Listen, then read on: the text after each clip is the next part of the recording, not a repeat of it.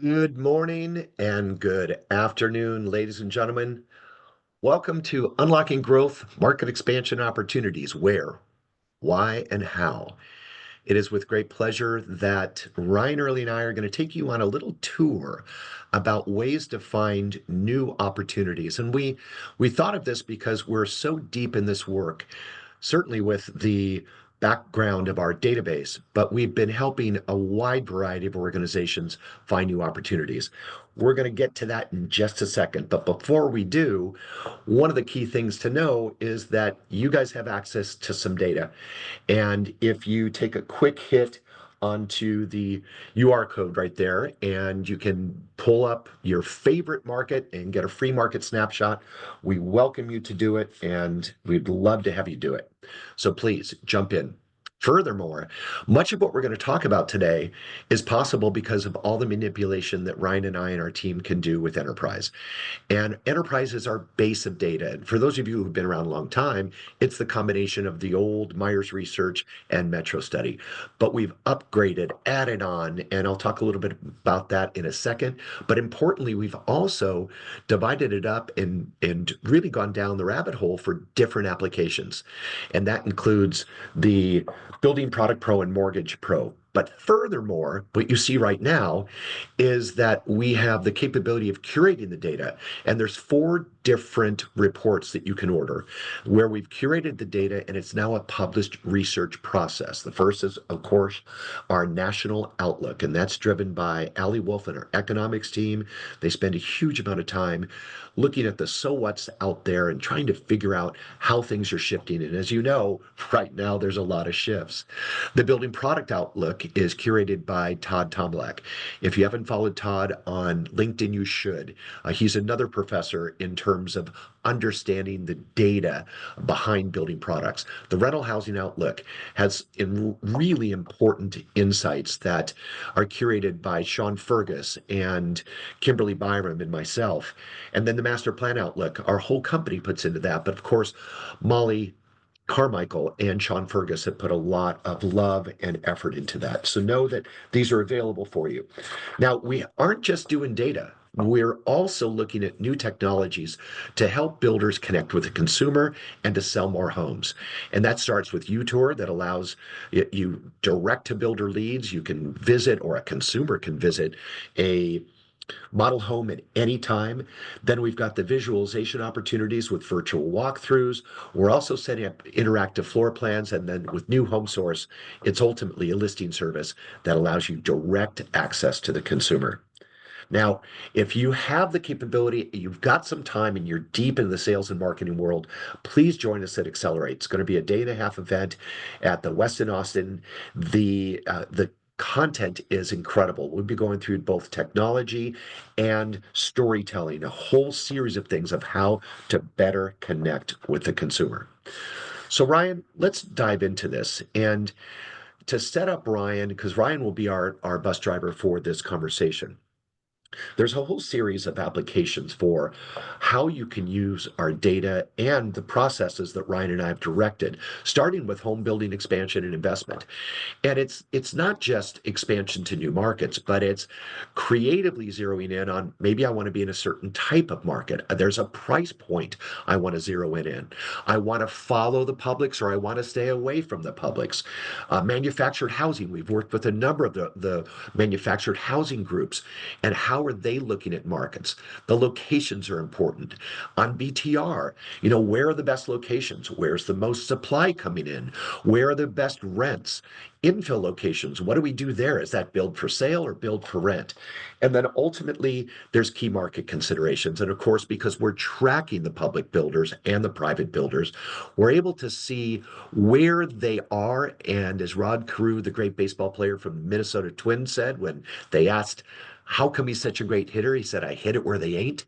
And that's what we can help you do with our research on where the builders are. And then ultimately, we can help you looking into the markets with higher costs, where the higher barriers to entry and the higher vertical costs.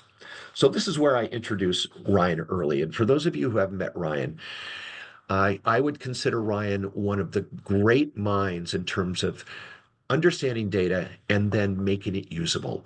Ryan is our managing director, as I mentioned earlier, but his background is in the for sale side, the rental side. He's worked commercial. He is an expert at spinning the data, but much more importantly, he understands how to take the data to make it strategic and actionable. He's a doting father. Don't ever challenge him to a mountain bike ride. He's a heck of a lot of fun, smart guy, and I consider him a very, very dear friend. So if you would step up to the virtual stage, Ryan, and let's drive that bus. Awesome. Thank you, Tim. Great entry. Now let's just have some fun and talk about data a little bit here. And how can we help you to figure out how to find the best opportunities, like Tim said? How can we do unique cuts that can leverage what we have available to us in unique ways? So kind of like a jump off point for how we like to model things is we like to look at things very much from a macro perspective and then also from a micro perspective. So when we talk about a metro, we rank a metro or talk about opportunity for you, we want to, like, for here as an example, talk about Phoenix as a whole, but then also how do we look at individual sites within Phoenix when we're doing our site specific studies. So the data points, as you'd expect, leverage differently from a micro site perspective to a metro level. So how can we cut this uniquely so that you can leverage things to the best possibility? Further on, let's talk about geographic scope and how can we look at these models for you. So you can look at things relative to an MSA level, whether it's a collection of MSAs that you're active in, MSAs you're active in, or maybe are interested in going to, all the way up to look at the entire US and looking at 900 plus MSAs. We can do the same thing to a county level. You want to look at a selection of counties or a handful of counties that you're interested in, you'd like us to review for you and force rank, up to doing the whole US of about over 3,000 counties.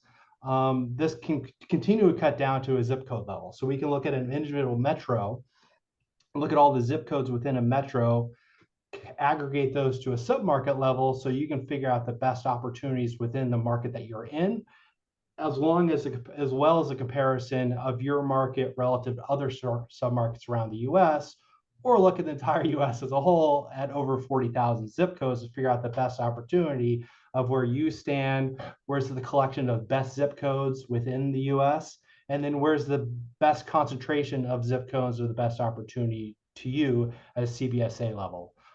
Further on that, we do unique geographic cuts, and we'll kind of explore that further in this discussion.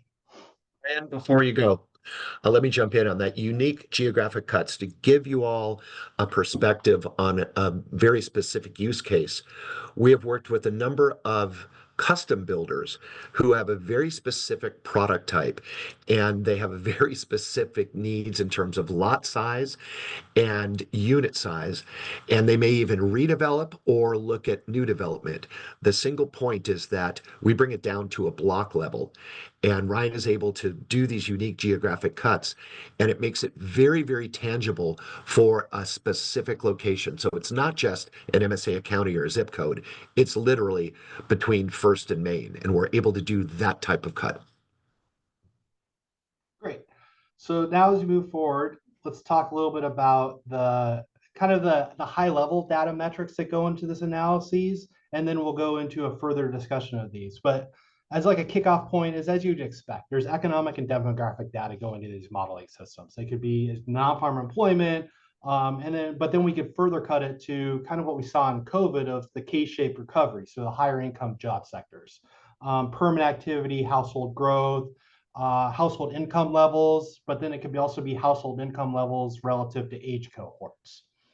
Further, we can look at debt to income ratios, affordability metrics in the market, and then education and infrastructure. So what's school quality, accessibility, long-term economic potential, and we're going to kind of talk a little bit more about schools down the road, but how can we flex individual data points to figure out what's best from a volume perspective, what's best from a percentage and absolute growth perception, and then also as a next data point, we can talk about comprehensive housing data. So unique to Zonda is that we have a lot of point level bottom-up analysis ability. So we can look at new and existing home prices, closing activity, lot and inventory analyses. So we can look at those VDLs, what kind of lots are currently in horizontal development, what's future pipeline. So that's from a volume perspective, but then we can also look at it from months of supply perspective. So there might be a market that has the highest number of volume, but they actually have almost no supply, versus a market that might have much less volume and a much larger months of supply. So we want to flex these relative to the unique needs of our client and how they look at the market relative to their overall thesis, what's their business plan, what's their uniqueness or widget that they're trying to introduce to the market. Further, we can look at stuff from a housing stock perspective. From a point level, we can roll up individual parcel levels to figure out what's the age of housing stock, the unique attributes of that housing stock, and also how that compares to new home activity in the market, and how is it kind of stratifying out. Further, we can look at sales velocities in the market to see where have we been, where are we going, what's the strength of the market, and kind of like high level comparison of like velocities on the West Coast versus the East Coast versus the Midwest. Further on down the road, we can look at comprehensive rental market data. So if we're looking at a rental market analysis, or we're looking at for sale, or how those overlap, or how the market segments, we look at a conventional apartment activity for new and existing products. We'll roll up our data relative to our BTR database. That's a census of the market to kind of figure out what segmentation in the market is. Own versus rent analyses, basically just figure out how tight is the market. Is there a very little difference between owning and renting? Or is there a significant difference between owning and renting, and what that means from the ability to introduce additional segment and product types to the market, and also how tight is the market relative to its sensitivity and the risk associated with that. Look at effective rents and how those rents compare to the markets, what's going on with occupancy rates, concessions, and then what's the demographics assigned to these rental communities, and then what's the renter profile in overall market. So let's look a little bit a couple examples of what this means. So when we talk about sales rates are kind of unique because they're unique by metro, they're unique by individual community, and then you might be able to cut the sales rates up into additional cuts beyond that. But sales rates kind of evolve over time, and we've kind of seen that over the last 2, 3, 4, 5, 10 years. We had kind of what was an underwriting of what a typical sales velocity was before COVID, during COVID, after COVID, and then once again, post interest rate increases. So we kind of keep getting hit with different curveballs as to what's going on in rates, and each one of these rates gets affected in individual markets completely different, and also relative to price point.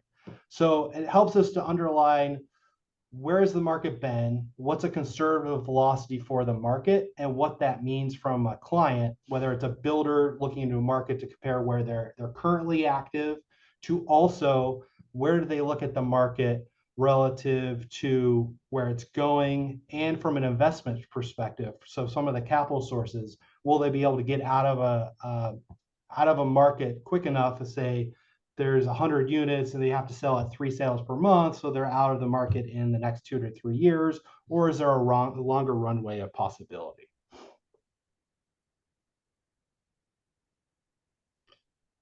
Additionally, what we like to do is we like to cut up the metros relative to unique product segmentation.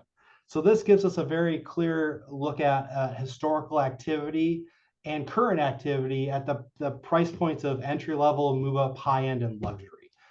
This makes it so we can once again take all of our individual data points and have an identity and figure out what's the market performance at these individual price points, knowing that each one of these price points are completely different by metro. So the identity of entry level, move up, and high end are completely different in Dallas than they are in Los Angeles. But it's still high end in Dallas and high end in Los Angeles, and they have to be treated that way. So it gives us that ability. Yeah. Yeah, and what you said is key, the relative to itself.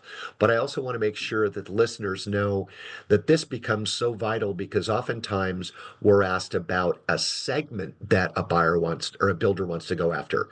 And, a builder may be a first move up and, the luxury isn't quite as important, but they want to see the depth of that entry level and move up to know what they can leverage off of. And that's why it seems simple, but having the data for this is vital because this ultimately forms the basis for them to make a decision about how deep it is and is it the right market for them. Back to you. Yeah, and there's been some really fascinating ways we've looked at this. So might have like a capital group that's only interested in markets that are between, say, 250,000 and 500,000. But then they have no interest in luxury. But there are markets in the US where 400 to 500 could be that floor of what a high-end luxury market is. So then you have to actually pull those markets back, and instead of being 250 to 500, it might be 250 to 400. So you have kind of this correlation that you have to be aware of, and what's the individual identity of them. Further, as we kind of look at our lot supply status and our months of supply, we like to cut this geographically as well. So we can look at this from an MSA, a county, a city, a zip code. We can also cut it by builder, developer, product type, just to have some kind of understanding of what's going on from starts and closings, what that's representative from a new housing inventory. This is kind of our unique census data that we have nationally. We like to do a unique cut relative to vacant developed lots. There's kind of like three tranches of that. You have actually your active VDLs, you have your dormant VDLs, and dormant VDLs are these VDLs finished lots that are ready to go to market, but there's been no starts or closing activity for the last 12 months. So in a way, it's a shadow inventory that exists that's either going to come online very quickly, or for some reason or not, it hasn't occurred. And additionally, you have the closeouts. So you have VDL inventory of new home communities that's going to sell out in the next 3 months. So you want to weight these all differently as you're kind of trying to find the best opportunity in individual markets. Further on, we like to look at what we call the future lots with capital improvements or horizontal development. So this is our pipeline, so we can have a forward view of what's going to happen over the next 3, 6, 9, 18 months of what lots are coming down the line, and then what this means from a months of supply perspective. So is there currently 6 months of supply of VDLs, another 12 months coming, 12 months of activity coming online very shortly? Or are we at near an equilibrium of 2 years of VDLs and another 3 years of future capital lots that are going to come online? And how these uniquely affect individual metros. And pause on this for a second too, because this data, two of the most obvious use cases for this data include land banking. And with many of the land bankers that we work with, as they think about where they're going to invest, having the optics looking forward, this becomes vital. But the other part where we've applied this very much universally has been the creation of new communities, master plan communities, because it's one thing to say, hey, we're going to build 5,000 units. But if you're in a region that does 25,000 units a year and you've got 150,000 units in the pipeline, we want to know at what stage those units are. And this gives us the optics into that. Back to you, Ryan. Yeah, and to kind of like continue on what Tim said is it's also important to see like who's controlling these, so that when we start controlling them by cutting it by builder and developer, and are these public builder lots or these private builder lots, and kind of like how can we flex and adjust this relative to the needs of the client and their, once again, their thesis or their business plan.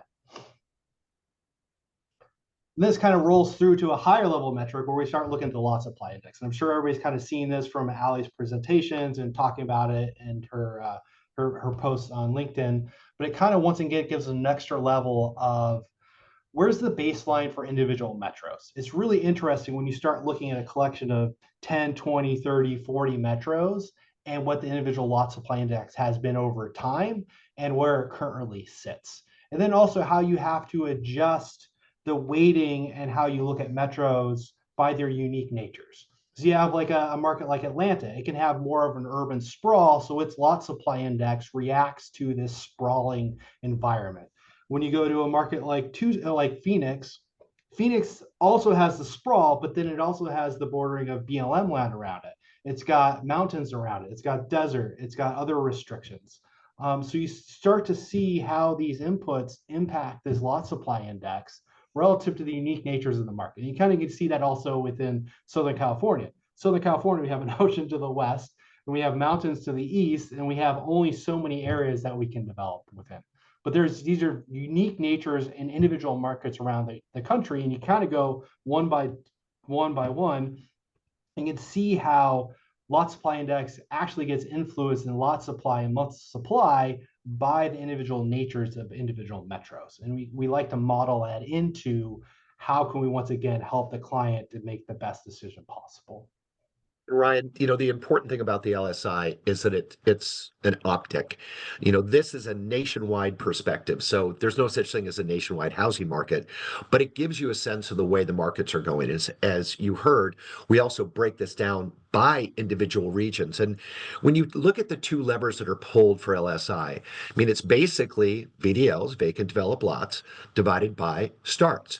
So as those change and starts change more quickly than the VDLs do, you'll see, that number change. But the most important thing to pull away from this is that we have the capability of looking at this in each metro area and then breaking it down like we did with the VDL slide you just saw, so that we understand not just where the lots are going to be, but also who controls them.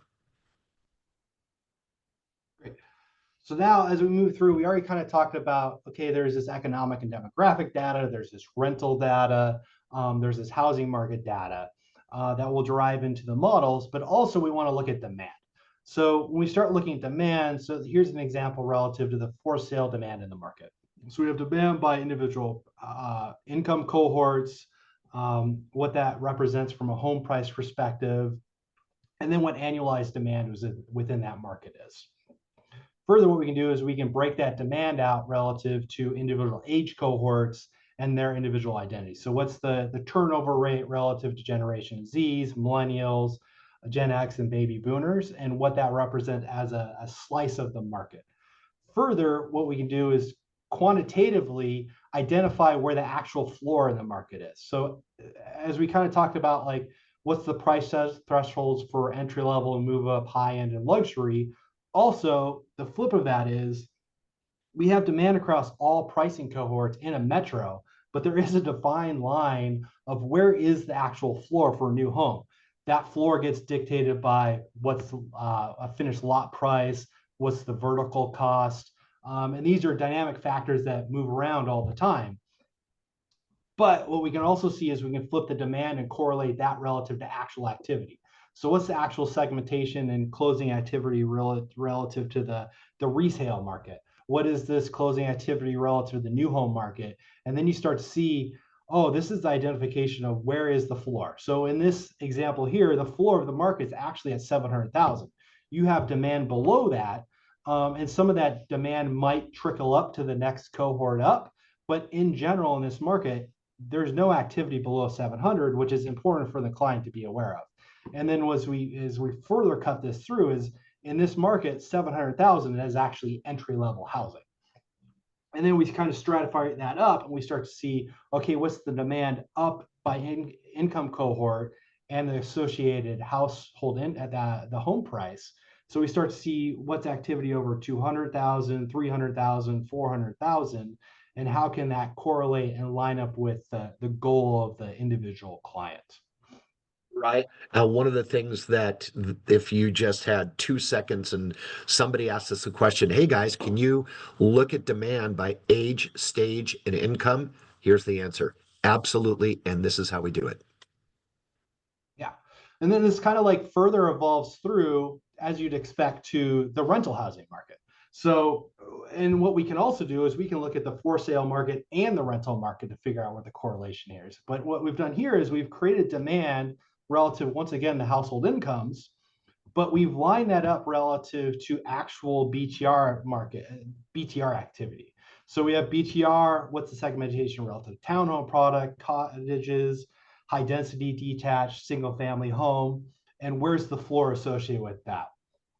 And then we've gone through and we've also lined up relative to conventional apartments and then newer apartments. So when we start like evaluating this, we can go to the client and be like, hey, the floor in the BTR market is generally around $1,300. You might be able to push it slightly below that or come up with a more denser product or kind of like the motel BTR product. But you have to start pulling back your amenities and kind of like your floor plans to fit into an area where there might be an opportunity or not. Or you just kind of allow the activity to go to the older apartments Whereas you see here, there's apartment activity overall, and it goes down to $600. But then when we go to the newer apartments, we're seeing the actual floor of that is about $1,100. So once it lets us quantify where we are actually segmenting into the market and where the opportunity is and where the client might be able to fit in, and see how much segmentation is occurring.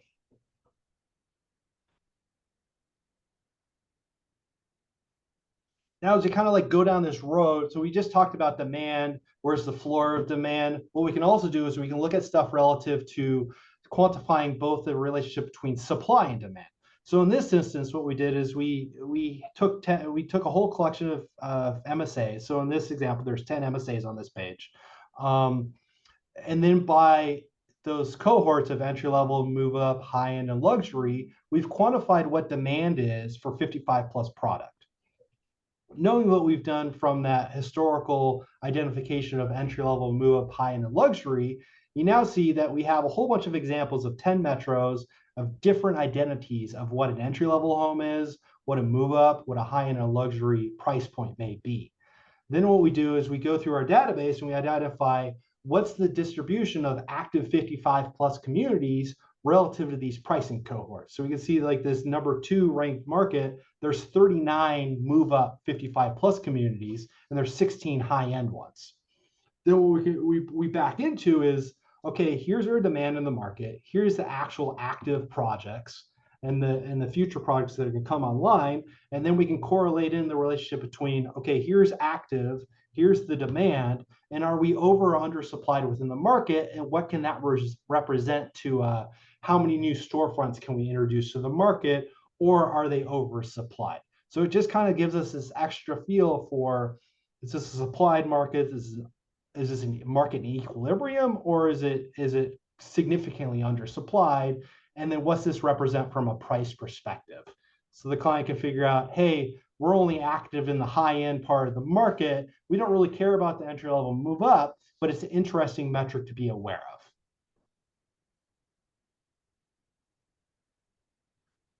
Further, as we kind of go down, and we can further evaluate through supply and demand in a couple of different ways as well. So this is an example of I believe an individual county or an MSA, and we looked at what's annual starts activity, closing activity. If we start looking down the left side, we look at new home inventory, vacant developed lots relative to what we talked about earlier with the active, the dormant, the closeouts, and then those lots in horizontal development. And then we kind of stack that up and we look at it and we identify, okay, what's the months of supply or years of supply associated with this current inventory of lots and homes. The flip side of that is we'll calculate a demand model like we previously showed you to figure out, okay, what's actual demand in the market as compared to actual activity in the market. So in this example, when we calculated demand and we looked at actual volume of activity in the market was actually pretty close to equilibrium. There was about 3.4 years of supply relative to actual activity and 3.38 years relative to forecasted demand in the market. But as you run these metrics through individual markets, you'll find some locations where it might be a slight oversupply situation or a significant undersupply situation, but it correlates back to here's actual activity. You roll through actual historical activity, and then what go forward demand would be to kind of figure out where is this market sitting and how do I compare individual markets to one another, and also relative to the unique cuts. So we could do this relative to the entry level sector of the market, the move up, the high end, the luxury, and kind of end up with different levers and different conclusions relative to those.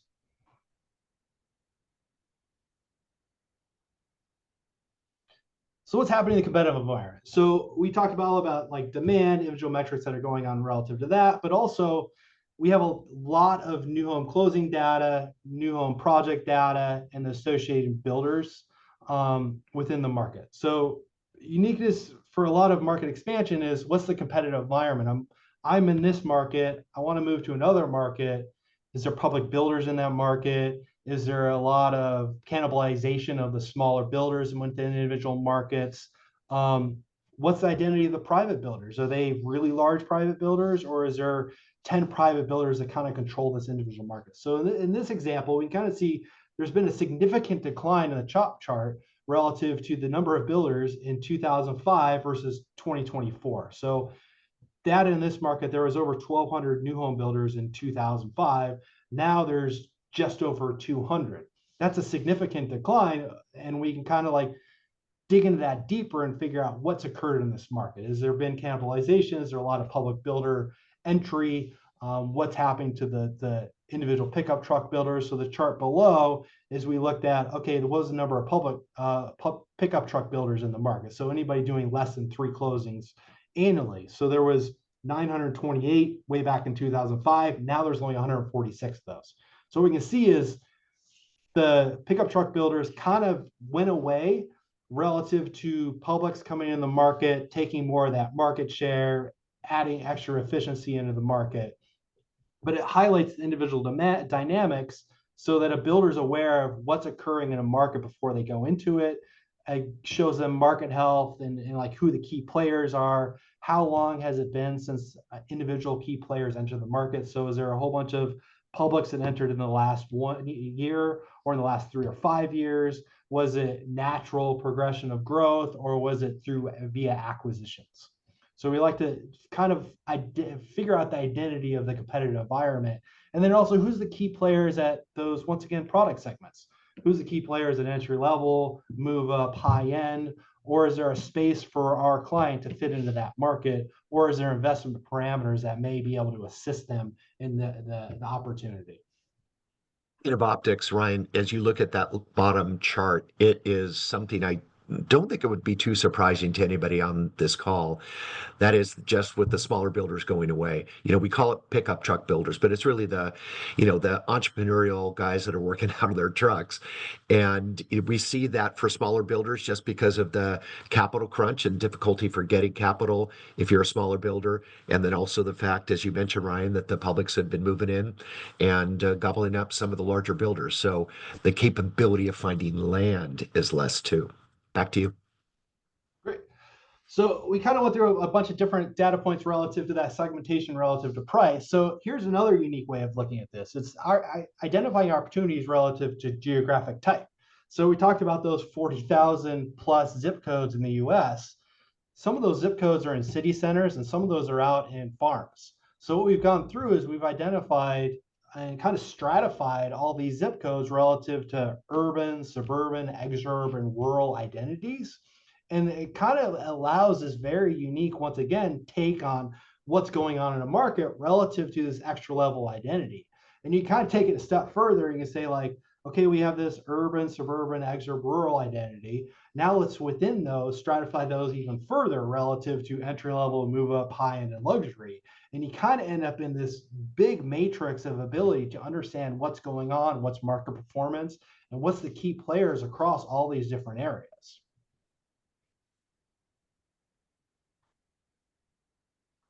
So here's like a good example of that. So here we're looking at Atlanta. So we've gone through Atlanta and we've put it into those individual groups. So you can kind of see your city core of like urban activity. You see your suburban. Then you have the idea of the exurb, which is your suburban that was it's the locations that are turning into suburban. They were rural and they're probably going to transition to suburban in the not so distant future. But we can see like that next basically that next fringe of the market that's going to transition through. And we can kind of look at this as a time series too. So you can see how the market evolves over the last decade and how these identities of suburban and exurb and rural continue to change. Kind of part of the unique cut of that is what does it allow you the ability to do? So here, what we're doing is we're looking at the market for relative to BTR for Dallas. So the gray areas on the outskirts is what we've identified as the exurb or rural locations with the market. Those orange dots are BTR projects. The black dots are conventional apartments. So in Dallas, other than proximate to Arlington, the BTR activity is in those exurb and rural fringe locations in general versus your apartments, and especially your under construction apartments are more interior, suburban or urban locations. But then also a lot of the apartments built since 2010 are pushing out towards that fringe. So you kind of end up with this donut hole type environment. So you'd want to weight this differently relative to how you're looking at the data. So every metro is completely different relative to these identities. So it creates a different strategic plan for each one of the individual developers or builders that wanted to go into this market, or it lets them test their hypotheses of how to enter.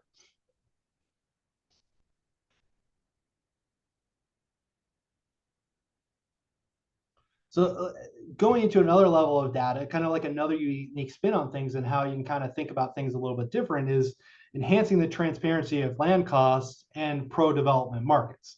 So as we know in this industry, it's very difficult to get some kind of transparency on land costs, especially when we look at multiple metros or you're looking all over the US and you want to have some kind of understanding of that. So the way we kind of present, kind of the way we deal with that is land costs generally are relative to the density of product in a way. So when we're looking at a BTR demand model or a for sale demand model, there might be amazing activity opportunities within like a city center, but we have to negatively rank that out relative to densification of product. So we use parcel data to figure out, hey, look, there's no single family development actually in that city core, which would, as we would all understand qualitatively, but quantitatively, we need to model that out. So we just start to see what density within an urban core is, what's density within individual zip codes to figure out, is this a place that we could actually develop our product, or is it too dense and that density results in a much higher land cost and the ability not to actually introduce that. Further, we can look at stuff relative to pro-development market identification.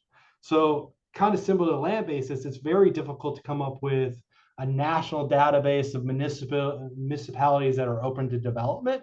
But using our unique data sets, we're able to look at over time and currently where's the active new home projects in the nationally, which municipalities are kind of more pro-growth or anti-growth relative to how many projects have been active there, where is future land supply, where has there been markets where there was a lot of projects, now there's no project activity. So you're kind of opining relative to data points to figure out, it seems like this might be a good location, but there's been no development over time, so this might be a higher risk of opportunity. Or it might flip it and be like, hey, this could have a higher return. It's not within what we would have believed to be a pro-development market, but there could be some kind of opportunity there for the client. So we can cross-cut that and show those two different ways of looking at the data so that the client can say, here's the risk way of going about it. Here seems to be lower risk and greater opportunity.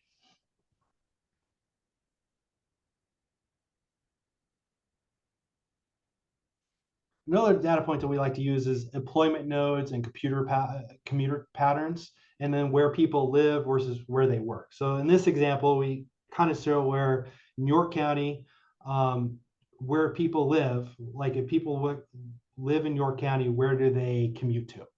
So using this example, we can start to correlate commuter patterns relative to demand and bleed over demand.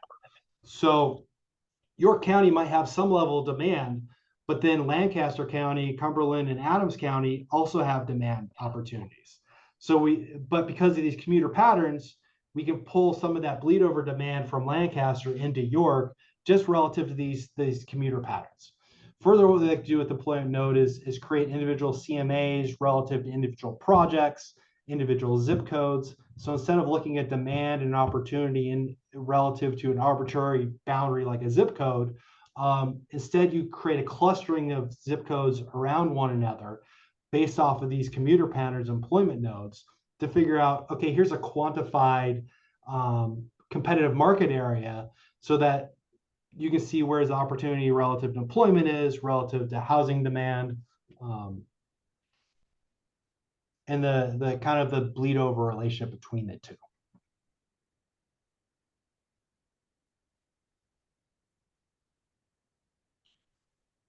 Kind of further down of additional unique data points is the idea of structural obsolescence. And kind of where structural obsolescence comes in is very much so relative to BTR development and then urban infill and tear down development.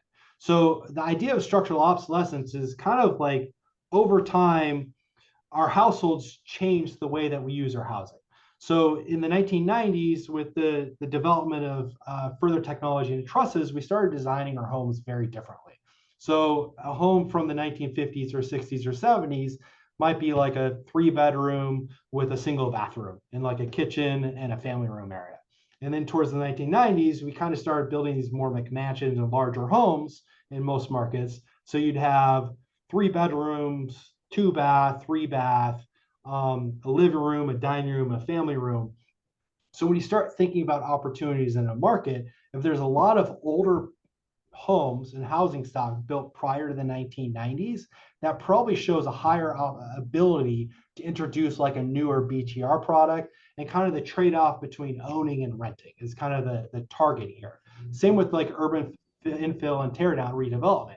You find these locations of older parcels and housing stock that was built prior to the 1950s, prior to the 1990s, 1980s, 1970s, and you can introduce a new product to the market where it might make more sense than a renovation or a replacement within that community. Further, we can cut the data down to existing housing stock and what's the distribution or historical distribution of front footages and how that correlates to FARs or unit sizes within an individual metro. So it gives us this extra uh, basically lever to identify what's been going on with housing stock, how has it changed over time, and then also how can we take advantage of the current housing stock relative to new innovations and how we use our housing different nowadays.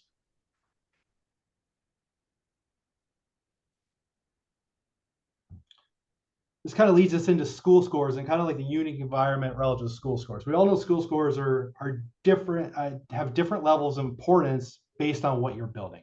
So like a higher end or a luxury home typically has a higher, more critical factor of school scores than an entry level house. But in some markets, entry level house, it is very important. So we want to like find that uniqueness within the individual market relative to its identity. When we start looking at things to let's say an MSA level, if we just look at the average school score for Dallas as compared to Houston, as compared to Salt Lake City, that's really not a metric that means anything, because it's going to be like 6.1, 6.5, 6.3. There's really no real differentiator.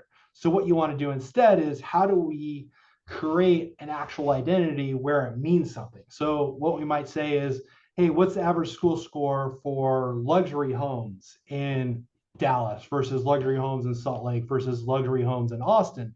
And then how does that compare to the average school score in an individual metro? So it might be, hey, the luxury average school score is 7.5 versus an average school score in that market of 6.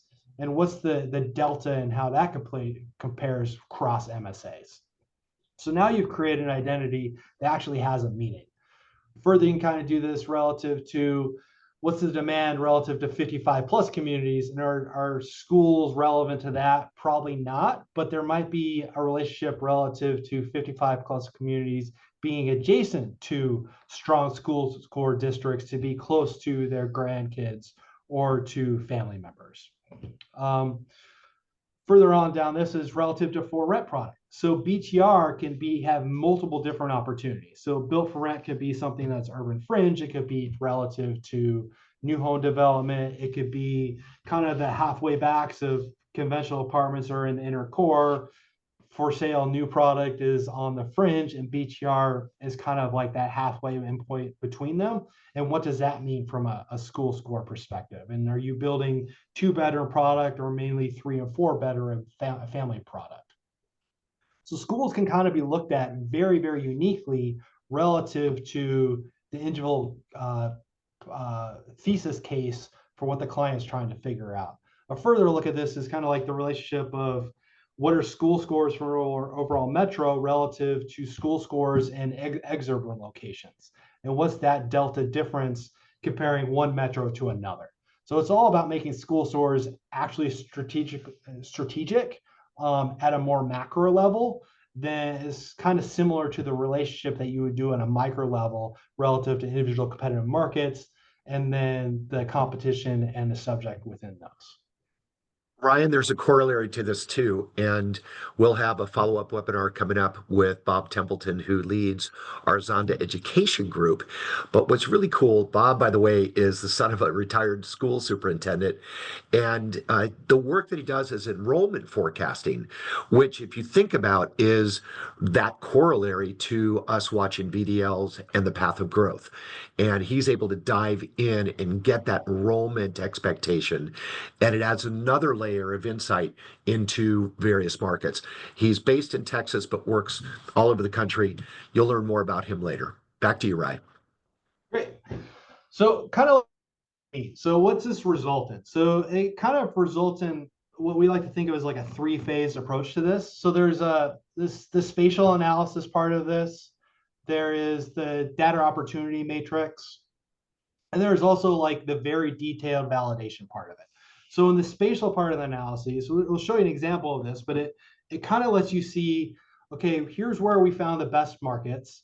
These are the best locations. But if I say the best locations in Phoenix and you're located in Charlotte, and then like the next three top ranked markets are all in the coastal Carolinas, there's no reason for you to go to Phoenix. Or if we can figure out areas where there might be an immense amount of synergy and ability to kind of show future expansion opportunity, that's what we're trying to create here. The opportunity matrix is where we give you kind of the conclusions, and then we give you a page relative to, okay, here's what we think the top markets are. This is what they mean relative to you. And then what are key data points relative to those. Further, and kind of the idea there is you have a piece of paper that you and your team can sit and spend hours on just the discussion and the ins and outs of figuring out, okay, here's supply in the market, here's demand, here's the key metrics that are important to us. This is what it means relative to our portfolio and the opportunities that Zonda is presenting. The data-driven further data detail is where we give you all the supporting information as part of this. So you can dive deeper into how did we get to this conclusion? What's going on in these individual markets that give you further support and comfort in the conclusions. Oh, a couple visuals, right? Yeah. So, and kind of like when we start showing these rankings in the markets, we show it initially relative to a distribution curve. So you can see, is this market, is there a supreme outlier within these markets? Is it a very linear relationship between them? And kind of how do we rank out the distribution? So here's a spatial overview. So when we started ranking these markets for this client, they didn't want to be in California, Texas, or east of the Mississippi. So we looked at the markets just relative to their target area. And then we rank these markets up, and then you start seeing these clusterings of opportunity. So there's a clustering of opportunity in the Pacific Northwest, proximate to Salt Lake City, south relative to the Phoenix and Vegas. We have that whole area of Oklahoma City through Tulsa up to Fayetteville, and then kind of like the Des Moines area. These would be great locations to kind of set up operations and expand out further. And then also, what's this relationship relative to the builder's current operations? And Ryan, the key thing here is that in this case, the client had a very specific target market. So this isn't where everybody should go. This is where this builder should go. Right. And kind of like as we build each one of these models, you see the conclusions are very different. So I want to show you up another model where it was very heavy relative to them on the southeast, Texas, down into Florida. So the model results in a clear opportunity relative to your needs and what you kind of see as your competitive advantage. And further, we can do this to as we said earlier, like I just showed you metro rankings, but this is to a zip code level. So you can see it's to a zip code, where's the best opportunities within individual zip codes within multiple metros. And then also that idea of clustering again. Because it's not always like the best opportunity with no clustering. I'd probably go to a location where there's a lot of clustering activity, and you can kind of like show further expansion instead of like putting one flag in the ground and saying like, this is the best one, this is the only one that makes sense. We're just going to go there. You know, And this kind of goes to that matrix menu discussion that we were talking about. So this client, we showed the top markets, we showed what demand was within those. Key data points in them was kind of that price ceiling and floor for BTR. What's the rental range? How much segmentation can we introduce to the market? What's the difference in demand overall versus demand in those exurb rural locations? What's the BTR completion history? What are competitive rents within the market? What are school scores? What's the degree of structural obsolescence? What's new home activity been like in the market? And what's been the market performance of new home activity? Another example of this is kind of looking at those, where are these strategic builders for acquisition that this builder had relative to their expansion market needs. So we showed, okay, here's the number of active public builders in the market. So if you wanted to sway away from markets that had a lot of public builders, don't go to the one that has 13 at the top. Maybe go to a market where there's only one public builder or no public builders. Further down that road is like, how many builders could be an acquisition or a partner target? So if they're doing between 50 and 700 units a year, how many builders are in that price point, are in that volume standpoint, and what's the percentage of their market where they're doing entry level and move up, because that's kind of their profile. So once again, there's some markets that have only 30% of the builders are entry level to move up relative to their target, and other ones they're over 90%. Further down that road is, are these builders active in multiple markets? So if you're going to go into one market and this builder looks really fascinating to you, are they just there, or is there other locations you have to weigh as a possibility relative to their footprint?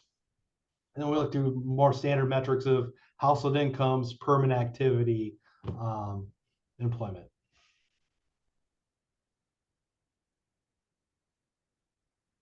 And then we kind of like look at this even further, because we could rank all the metros, but then we rank the metros relative to their population sizes, because there's different metrics for metros over 5 million people to those markets where there's 250 to 500,000. So a builder might actually only be interested in those markets that are, say, 500,000 to a million, because they have a very similar profile to the client's current metro. So you don't want them to kind of move outside of their area of comfort, but you want to force stack things so they have the possibility, they have things in the back of their mind, but then also, what does that mean?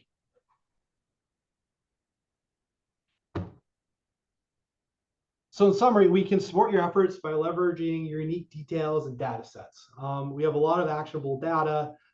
We like to test your thesis and provide data-proven backing for your business plan and your strategic initiatives.